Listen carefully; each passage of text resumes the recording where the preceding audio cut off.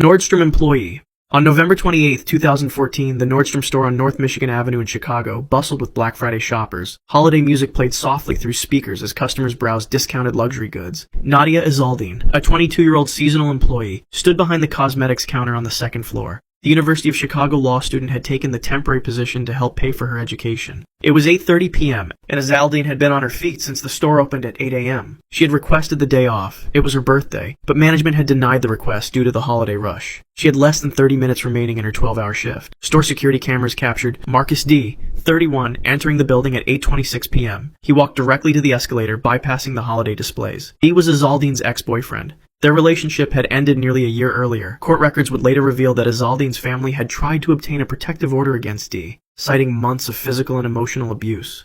D approached the cosmetics counter casually, hands in the pockets of his coat. Witnesses reported that Izaldine's expression changed instantly when she saw him. She took a step back. A coworker later stated that Izaldine had whispered, "He's here." D reached the counter and spoke briefly to Izaldine. The security footage has no audio, but his lips moved for only 8 seconds. Then, without warning, he pulled a .45 caliber handgun from his coat pocket. Shoppers nearby noticed the weapon and began to scream. Several dropped to the floor. Izaldine tried to duck behind the counter, but D leaned over the glass display case and fired a single shot. The bullet struck her in the head. She collapsed immediately, falling backward against a shelf of perfume bottles. They shattered around her body, the expensive fragrances mixing with her blood on the polished floor. D then turned the gun on himself, placing the barrel under his chin and pulling the trigger. The bullet traveled upward through his brain. He died instantly, his body slumping forward onto the counter. Nadia Izaldine, still breathing but unresponsive, was rushed to Northwestern Memorial Hospital. She remained on life support for nearly 24 hours before being pronounced dead at 3:43 p.m. on November 29th.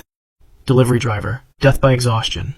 On November 25, 2022, Michael Harrington, a 49-year-old delivery driver for a major courier service, began his shift at 4 a.m. in London, UK. The Black Friday surge had pushed package volumes to unprecedented levels. His delivery van contained 342 parcels, nearly double his usual load. Each one represented a discounted purchase made during the shopping event. Harrington had been working 14-hour shifts for 6 consecutive days. Company records would later show he had delivered over 1,800 packages that week alone. The Black Friday rush had eliminated any chance for adequate rest.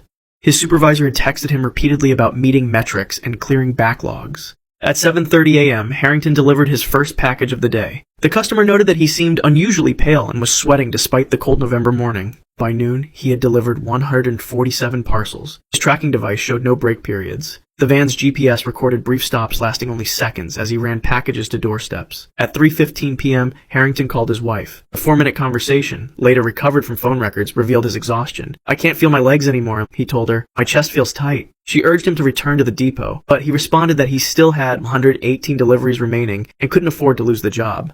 Fellow drivers spotted Harrington's van at 4:23 p.m., parked half on the curb on Blackheath Road. The hazard lights were flashing. Inside, Harrington was slumped over the steering wheel. A package sat on his lap, the delivery label already scanned.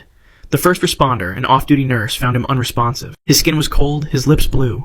She immediately began CPR, continuing for 8 minutes until an ambulance arrived. Paramedics used a defibrillator 3 times but detected no cardiac response. The medical examiner would later determine that Harrington had suffered a massive heart attack. His coronary arteries showed significant blockage, a condition exacerbated by stress and sleep deprivation. Toxicology reports revealed excessive levels of caffeine in his system, equivalent to consuming 20 energy drinks. At 5:47 p.m., thousands of shoppers continued to place online orders for next-day delivery. Michael Harrington was pronounced dead, still wearing his uniform and surrounded by packages that would never reach their destinations.